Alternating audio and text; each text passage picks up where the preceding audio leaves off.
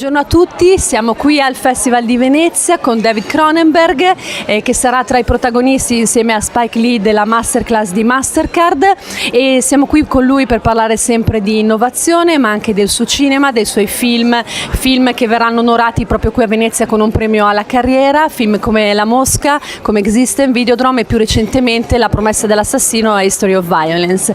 Bene, so Mr. Cronenberg, during this Masterclass you will speak about innovation.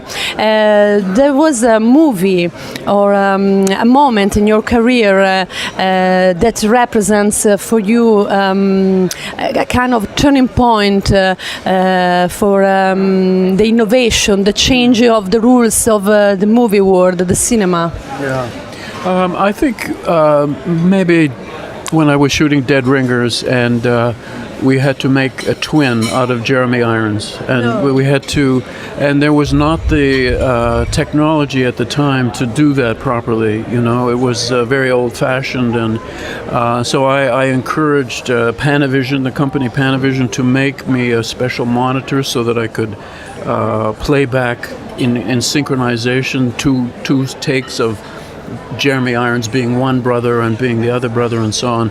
And they had never done that before, and they actually had to use technology from consumer video cameras at the time. There wasn't, the professional cameras there was nothing that would work for that. And so that was the beginning of my sort of experimentation with the technology. And that was before digital. It was still analog then, so when I wasn't digital. So it was very tricky to do, very difficult. So I'd say that was the moment. Okay. Yeah. And in your movies like The Fly, Existence or Videodrome, you show how technology modified the human body as you analyze this issue. And what do you think about nowadays, how this issue is going on? Well, I think the cinema is changing. It's transforming, and people. There used to be one big screen, and that was cinema. And now there are 1,000 screens. You can watch on your watch, your Apple Watch, or your phone, or your iPad, or your TV at home. I think Netflix and the streaming phenomenon has been very disruptive, and I think in a very interesting and good way. And I think the old understanding of cinema is dying. Just like when I was a child, before television, we used to listen to the radio. That's where there was drama. We would listen to dramatic series on radio, and that's disappeared completely. It doesn't exist anymore. And I think the cinema it'll exist in some form, but it's transforming. It's something else. I understand. And an artist needs an inspiration. And where do you find inspiration, and where do you find, or what is inspiration for you? Oh, well, it's just life. I mean, it's for me, cinema, all creativity. I've written a novel as well. It's really an attempt to explain to yourself what being human is, what it is to be a human being at this time in history, what the human condition is, and it's an eternal mystery. And as your life changes, so your interests in things that surprise you change. So that's where the inspiration is. It's from your life. And about masters, because today we will speak about master, and who are you, the masters of your life? The masters? Masters. Oh, I don't really think in terms of mastery. I mean, it's interesting when you talk about a master class, but really it's just a discussion you have with the audience. I don't really think of it as the master. When you talk about master, you start to think about Hegelian philosophy and the master and the slave. You know, that's a whole different discussion. Okay. I understand. And you won some of prizes during your career, and now you will receive another prize for your career. What is the most important for you until now? Well, there's no. I mean, they're all important. You know, I mean, as a Canadian, I'm proud that I got the Order of Canada. You know, as someone who has had success in France, then being in the Legion of Honor and the Order of Arts and Letters there is very important too. And then here, you know, I mean, I was very influenced by Italian cinema, by Fellini, Antonioni, the early 60s filmmakers and 50s.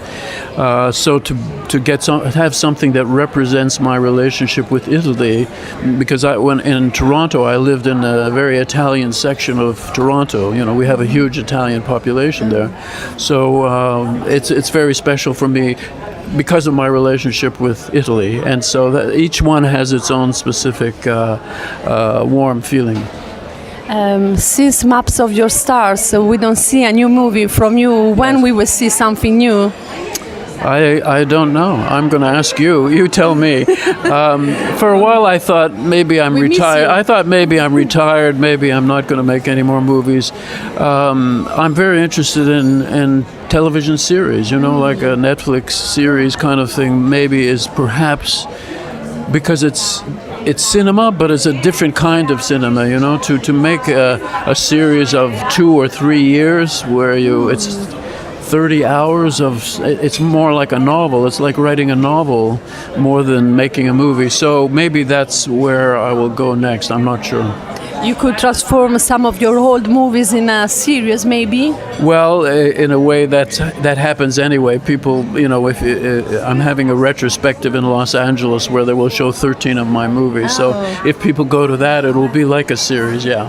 So, what is the movie for you feel most affection during your career? They're all. I have affection for all of them because each one of them, you know, I can't see them as movies. They're like a documentary of my life at that time. When I see one of my old movies, I remember what was happening on the set and who my friends were and who my crew were and the actors. You know, so I really don't have one movie that I think is. They're all very close. What kind of advice you would give to a young filmmaker? I have no advice because because I'll tell you, because the situation in cinema when I was beginning is completely different now. That doesn't exist anymore. So what I did then is irrelevant now. Everything is completely different with digital, with the fact that you can shoot a movie on your phone. You can.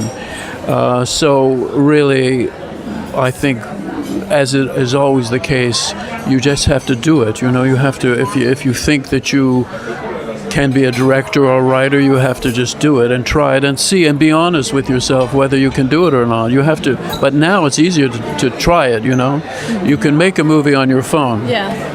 And you can discover whether you enjoy it, first of all, because you might not. You know, you might think, oh, being a director would be great, but the reality of being a director is maybe not what you think. So I think that's really the only advice I can give is now in the situation that you were in the country that you were in the economic circumstances that you were in, because not everybody can afford an iPhone. You have to try and you have to try to make cinema and see how it feels to you. During your career, you refused a lot of commercial movies. It was for choice or just for casualty? No, I mean, like Star Wars. No, because if you to commit to a movie is to commit to perhaps 2 years of your life of working. And if it's something that you feel that you will not enjoy or that you won't be good at, that I didn't think I would be the best person to direct that Star Wars movie, which at that point was called The Revenge of the Jedi, but then became The Return of the Jedi. I didn't think I was the best person to do it. And so that was the reason, you know, because it's a big commitment of time and energy. So you never thought in terms of money, just money? Well, money is always a factor, you know, you want to live and so on, but it's not the first factor. Okay. Yeah. So it's most a factor of passion. You have to have the passion or you won't survive. Okay. You won't live to spend that money. Thank you very much. Okay. Grazie.